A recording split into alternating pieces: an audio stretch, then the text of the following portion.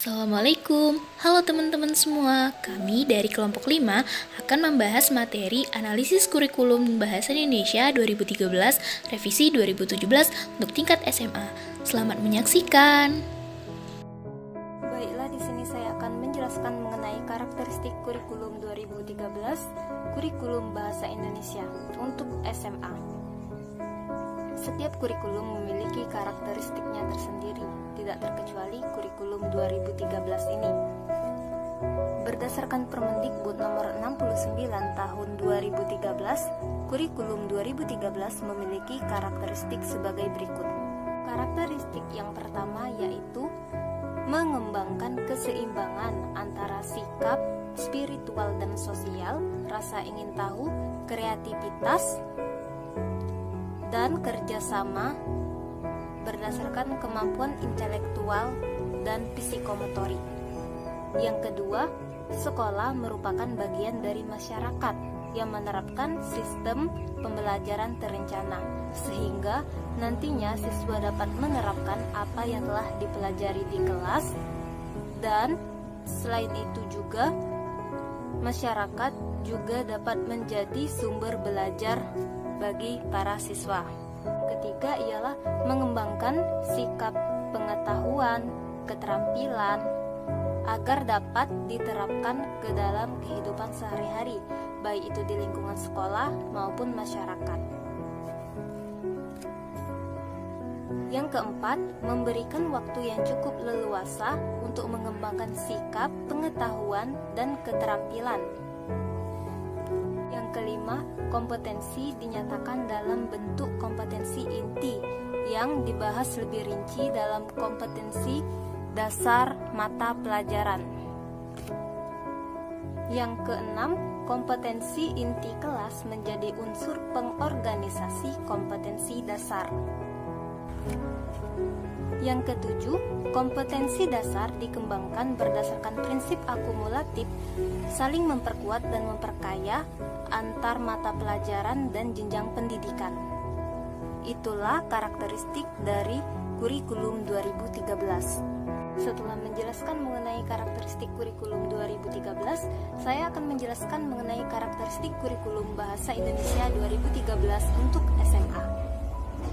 Karakteristik yang pertama ialah siswa sebagai pusat pembelajaran atau Student Center Learning. Berbeda dengan kurikulum yang sebelumnya yaitu KTSP, pada kurikulum 2013 ini siswa memiliki peran aktif dalam proses pembelajaran.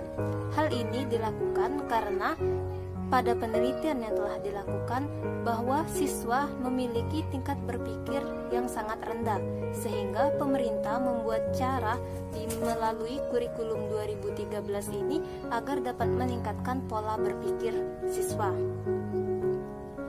Melalui Student Center Learning ini, siswa dapat berperan aktif dalam proses pembelajaran, tidak hanya menunggu apa yang disampaikan oleh guru, tetapi juga mereka aktif mencari materi yang akan dipelajari, sehingga melalui metode ini, siswa dapat meningkatkan gaya berpikirnya, meningkatkan penalarannya agar tidak ketertinggalan dari negara lain. Karakteristik kurikulum Bahasa Indonesia yang kedua ialah menggunakan pendekatan ilmiah. Dengan adanya pendekatan ilmiah ini, siswa diajak untuk berpikir mengenai sesuatu, tidak hanya memikirkan pertanyaan dengan apa dan siapa, tetapi pada proses pendekatan ilmiah ini lebih menekan kepada mengapa dan bagaimana. Pendekatan ilmiah ini memiliki beberapa tahap,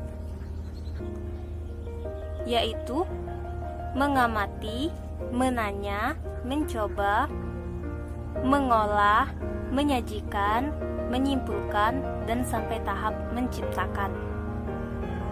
Melalui pendekatan ilmiah ini, siswa dapat meningkatkan kekritisan berpikir mereka untuk menganalisis proses terjadinya sesuatu. Sekian dari saya, terima kasih. Baiklah, saya akan menjelaskan mengenai materi selanjutnya, yaitu tentang karakteristik kurikulum Bahasa Indonesia 2013 revisi 2017 untuk SMA. Jadi, ada 4 karakteristik dari kurikulum yang sudah direvisi ini. Yang pertama, pembelajaran bahasa Indonesia berbasis teks. Yang kedua, lebih menekankan pada revitalisasi dan pembentukan karakter. Yang ketiga, menekankan pada kompetensi sikap, pengetahuan dan keterampilan, serta kemampuan berbahasa. Dan yang keempat, tidak terlalu terfokuskan pada pembelajaran keterampilan bersastra. Nah, saya akan menjelaskan satu persatu dari karakteristik ini. Nah, bagian yang pertama adalah pembelajaran bahasa Indonesia berbasis teks. Jadi, di dalam kurikulum K13 lebih menekankan pada pembelajaran mengenai struktur teks serta mengembangkan kemampuan berpikir siswa terhadap teks yang tercantum di dalam buku pembelajaran. Nah, keutamaan dari poin yang pertama ini adalah siswa diberi ruang untuk mengembangkan struktur berpikirnya, karena setiap teks itu memiliki struktur yang berbeda, sehingga semakin banyak teks yang dikuasai siswa, maka semakin banyak juga struktur berpikir yang dikuasainya. Yang kedua adalah menekankan pada revitalisasi dan pembentukan karakter. Jadi, dalam K13, guru dituntut untuk mampu menciptakan proses pembelajaran yang sesuai dengan rencana yang telah diprogramkan. Nah, salah satu metode yang dapat digunakan untuk membentuk karakter peserta didik adalah dengan melakukan tugas kelompok atau diskusi. Kenapa? Karena melalui pembelajaran kelompok atau diskusi ini dapat membuat siswa melatihnya untuk bekerja sama, juga berani menyampaikan pendapat, menghargai pendapat orang lain, bertanggung jawab, dan menghilangkan sifat egoisme. Yang ketiga adalah menekankan pada kompetensi sikap, pengetahuan dan keterampilan, serta kemampuan berbahasa. Jadi, keempat hal di dalam poin ini adalah tolak ukur untuk mencapai pembelajaran. Nah, di dalam bahasa Indonesia, untuk mencapai pembelajarannya itu dapat dilakukan melalui pembelajaran berkelanjutan. Contohnya, dimulai dari kita mempelajari jenis dan konteks teks sampai kita bisa menyajikan teks baik secara tulis maupun lisan, baik secara terencana maupun spontan. Nah, dalam hal ini pula harus didasari dengan kesantunan dan kejelian dalam berbahasa, serta penghargaan terhadap bahasa Indonesia sebagai warisan budaya. Yang terakhir adalah tidak terlalu terfokuskan pada pembelajaran kemampuan bersastra. Nah, di dalam K13 ini terdapat 14 teks yang dimasukkan, yaitu ada 8 teks non-sastra dan 6 teks sastra. Atau jika dipersentasekan ada 57% teks non-sastra dan 43% teks sastra. Nah, teks sastra yang dimasukkan di dalam K13 diantaranya ada teks cerpen, teks pantun, teks cerita ulang, teks film atau drama, teks cerita sejarah, dan teks novel. Nah, kesimpulan dari poin keempat ini adalah bobot dari teks sastra itu lebih sedikit jika dibandingkan dengan teks non-sastra. Atau dengan kata lain, kurikulum ini tidak terlalu memperhatikan perbandingan antara teks sastra dan teks non-sastra. Mungkin itulah yang dapat saya sampaikan. Terima kasih. Baiklah, di sini saya akan menjelaskan materi ketiga mengenai perbedaan kurikulum 2013 sebelum revisi dan kurikulum 2013 revisi 2017. Perbedaan yang pertama terdapat pada kompetensi inti atau KI dan kompetensi dasar atau KD. Kompetensi inti dalam Permendikbud nomor 22 tahun 2006 tentang standar proses pendidikan dasar dan menengah merupakan gambaran secara kategorial mengenai kompetensi dalam aspek sikap, pengetahuan, dan keterampilan yang harus dipelajari peserta didik untuk suatu jenjang sekolah, kelas, dan mata pelajaran. Sedangkan kompetensi dasar merupakan kemampuan spesifik yang mencakup sikap, pengetahuan, dan keterampilan yang terkait muatan mata pelajaran. Kompetensi dasar ini dirumuskan untuk mencapai kompetensi inti. Pada kurikulum 2013 sebelum revisi, pada pembelajaran bahasa Indonesia terdapat penilaian K1 dan K2. K1 ini merupakan kompetensi 1 yang mencakup sikap spiritual, dan K2 ini kompetensi 2 mencakup sikap sosial. Namun pada kurikulum 2013 revisi 2017, penilaian kompetensi 1 dan kompetensi 2 ditiadakan di pembelajaran bahasa Indonesia, melainkan dialihkan di pembelajaran agama dan pendidikan kewarganegaraan. Perbedaan yang kedua terdapat pada metode pembelajaran. Metode pembelajaran ini merupakan salah satu penunjang bagi peserta didik untuk mencapai standar pembelajaran di setiap jenjangnya. Pada kurikulum 2013 sebelum revisi, metode pembelajaran yang digunakan adalah metode pembelajaran saintifik 5M yang bersifat prosedural dan mekanistik. Metode pembelajaran 5M sendiri merupakan metode mengamati, menanyakan, mencoba, menalar, dan mengomunikasikan.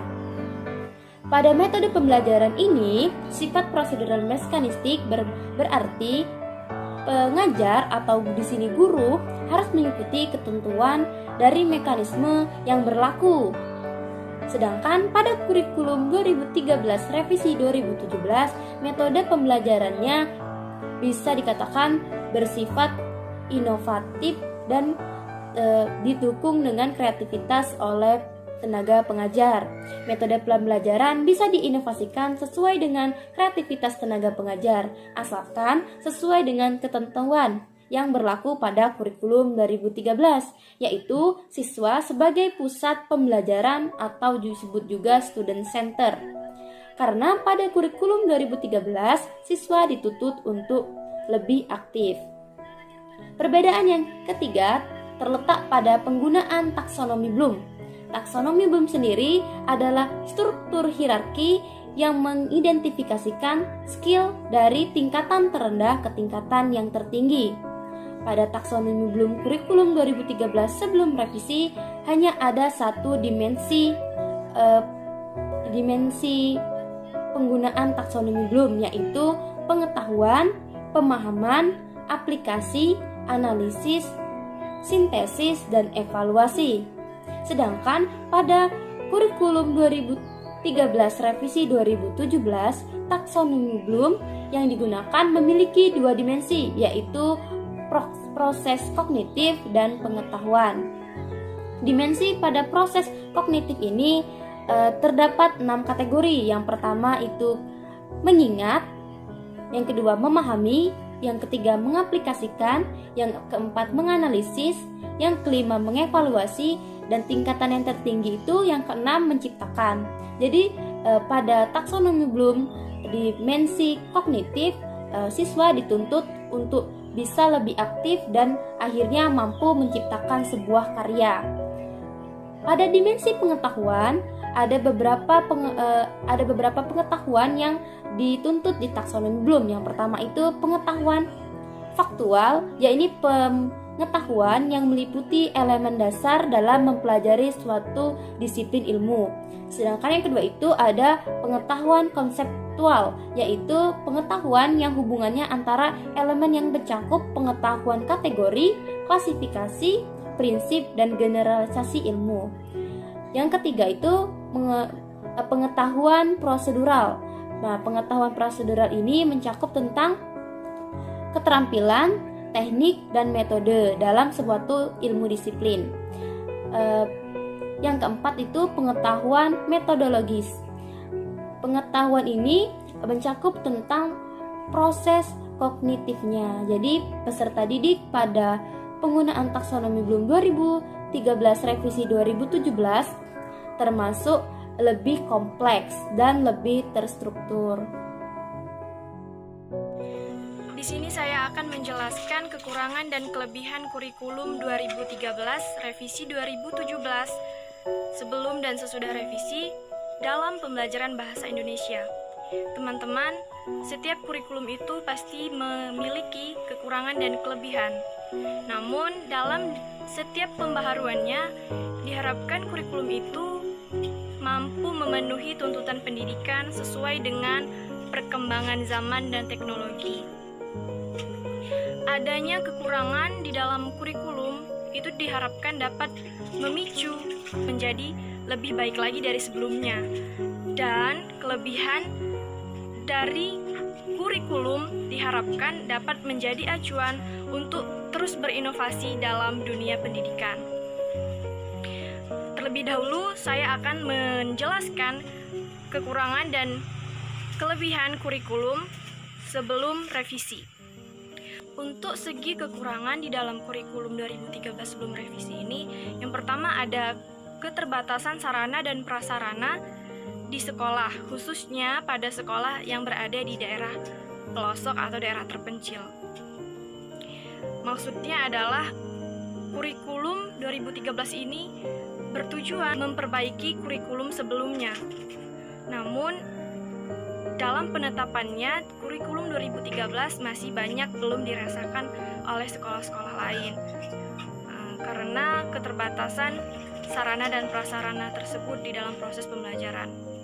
Keterbatasan buku teks juga menyulitkan siswa dalam belajar karena siswa hanya mendapat satu buku dengan teman sebangkunya.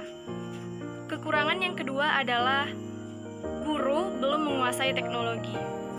Maksudnya di sini, meskipun kurikulum 2013 sudah menetapkan, sudah menggunakan teknologi sebagai media pembelajarannya, tetapi akan sulit bagi guru, khususnya guru yang sudah berumur 50 tahunan ke atas.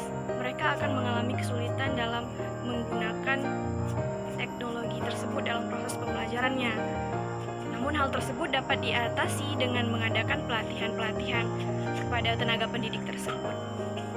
Sedangkan untuk segi kelebihan dari kurikulum 2013 ini, yang pertama, peserta didik dituntut berperan aktif dalam setiap proses pembelajaran.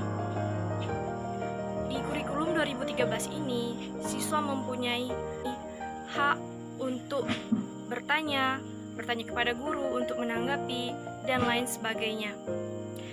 Dengan adanya ini, diharapkan siswa dapat memiliki keterampilan dan percaya diri untuk dapat berbicara di depan halayak umum.